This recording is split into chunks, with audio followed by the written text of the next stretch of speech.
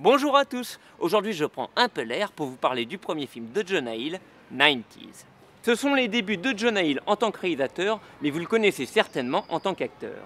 On l'a découvert dans la comédie trash Supergrave, puis il a été aux côtés de Brad Pitt dans Le Stratège et aux côtés de DiCaprio dans Le Loup de Wall Street. Deux rôles qui lui ont valu des nominations à l'Oscar du meilleur second rôle. Durant ses 15 ans de carrière, il a tourné avec Martin Scorsese, Quentin Tarantino et les frères Cohen. Autant dire qu'il est allé à bonne école. Jonah Hill cherchait à filmer une histoire qui lui tenait vraiment à cœur, et l'écriture de 90s lui a pris pas moins de 4 ans. Chaque fois qu'il ressentait un surplus d'énergie, l'acteur travaillait à ce projet intime qu'il a décrit comme son meilleur ami. Le réalisateur nous plonge dans un monde qu'il connaît bien, celui des jeunes skaters à Los Angeles dans les années 90.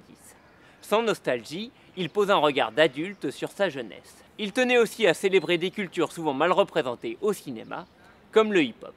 Au-delà de la reconstitution de certains lieux d'époque, la jeunesse que décrit Jonah Hill est intemporelle. Les acteurs de 90s ont été recrutés au skatepark ou parce qu'ils étaient des stars du skate, et leurs personnalités ont guidé l'écriture de leur rôle.